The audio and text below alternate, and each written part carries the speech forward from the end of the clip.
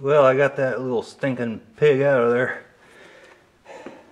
When you get to the point where it's time to take it out, when you take your hoses off on the other side, under the hood, it should just push through.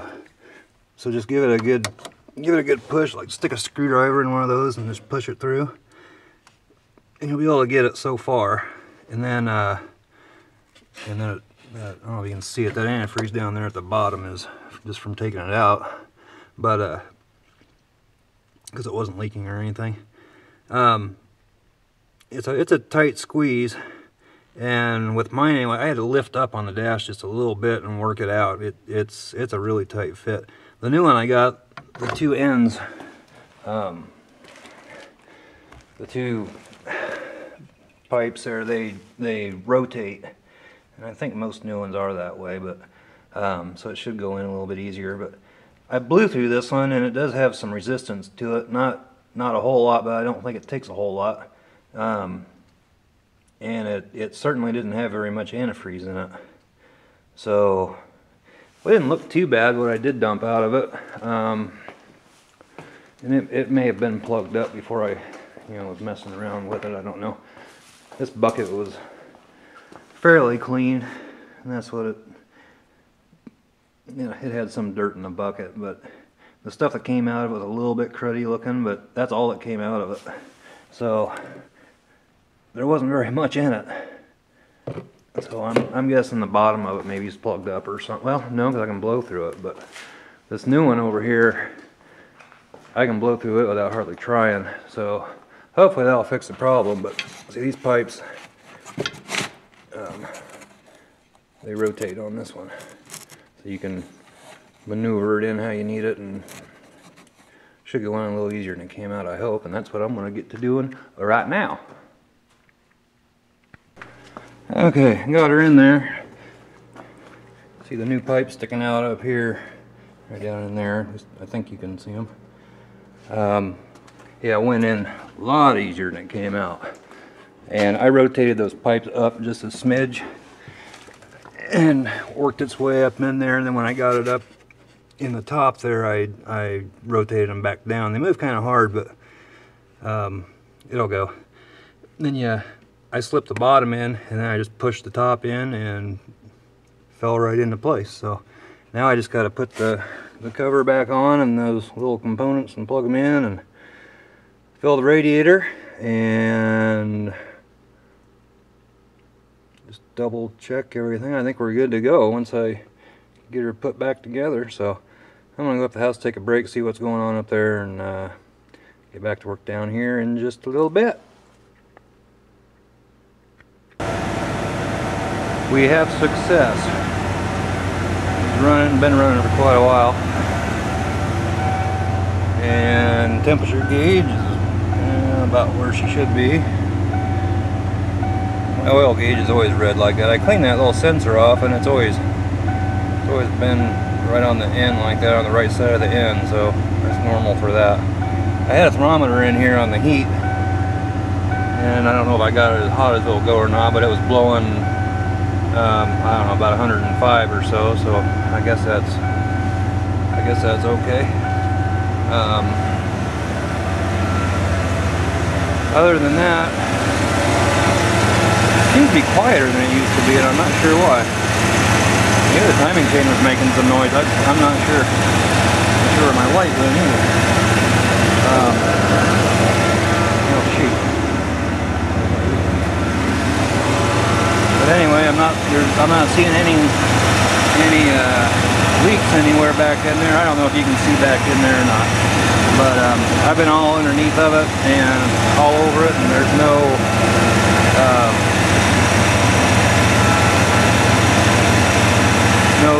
leaks at all. So I think we're good to go. I'm probably going to do this 2 or 3 times. I'm going to let it cool off and shut it off right now.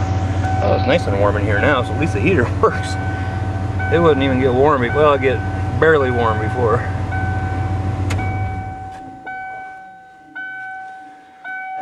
So, there, another job well done. I'm happy with it. I'm not sure why I left the radiator cap off. I was going to let all the air out of the darn thing, and it started overflowing, so I shoved the cap on it and called it good. And then I filled this tank, and then I was watching it heat up, and it wasn't moving. Then all of a sudden it went way up, like it didn't go over to the red, but it went, I don't know, maybe 3/4 of the way over, so it was still in the normal range. So I let it go, and I just watched it real close, and then it started cooling off back down, about where it just usually runs, and then all of a sudden the gauge just went flat. I mean, it just like somebody shut it off. I came out here and I wiggled the wires on the sensor, and I'm not sure which one it is. See this one back here, see that one right there. I can't remember. See that one where it's, you can see the Teflon tape on that one back in, can you see that? I think you can see that back in there. There's a 1-wire sensor back there. I think that might be it. I can't remember. Anyway, I wiggled them both around, and it straightened itself out. Came back up, and it's sitting where it usually sits when it's just running. So I'm happy. I'm gonna put the glove box back in and button it up and head on up to the house for the night. Come down here tomorrow, and I'm not sure what I'm going to do. Need to clean my shop. This is a pit down here, but I'm pretty darn happy. No leaks. I will. I'm going to change the oil in it again just to make sure any amount of antifreeze or anything that might be in the pan gets washed out. I think I got everything before, but I wanted to change the oil once and then change it again. I've got the oil and the filters and everything. In fact, I've got enough to do it twice. The next thing I'm going to do, these valve covers are toast. This one is anyway. That's pretty nasty. I actually think it might be okay. I mean, a lot of the paint's flaking off and stuff, and it's a lot of surface rust. I know these factory valve covers aren't real thick, and I would hate to have one of those rust through. So that's the next thing I'm going to do. I've got them already. They're Ford Racing. Look amazing. Look way better. I bought them from Summit, and they look even better than they did online. I was very impressed. This side isn't as bad, but it looks like it might be leaking. So time to change it out. The one thing I don't have is the upper intake manifold gasket. So I may not do that tomorrow, but tomorrow might be a good day to come down here and just clean the shop, let this run and cycle a few times, make sure everything's okay. There's those hoses, there's those clamps. Those are the factory clamps that came on. Just regular hose clamps would work fine too. I got that all buttoned up in there. Gotta put my door panel back on sometime. Oh, it's nice and toasty in here. Yeah, it's all back in there, so that's a done deal. Be careful with this little tab right there. I don't know if you can see it, but I cracked mine. Taking the heater core out, I hit it with it. It's still solid, and there's a brass piece that screw screws into, and so it's solid in there, but I did manage to crack it. It actually looks worse than it is, but be careful when you're pulling that out of there. Other than that, that's a pretty darn simple job. Yeah, I better put the glove box back in, or that light will run my battery down. And make sure you disconnect your battery when you take all that stuff out. I mean, it is electrical, and you don't want to fuck something up when you do that. Doing too much work, do something stupid like that.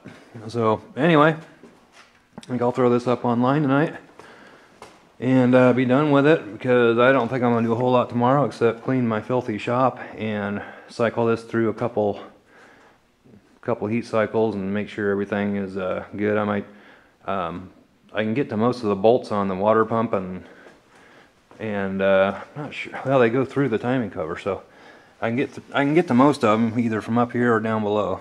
It's not real easy, but you can.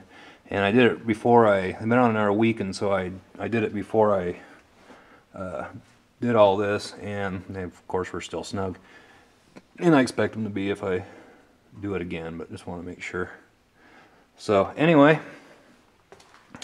that's that. Another job done. I'll get this up online for your viewing pleasure.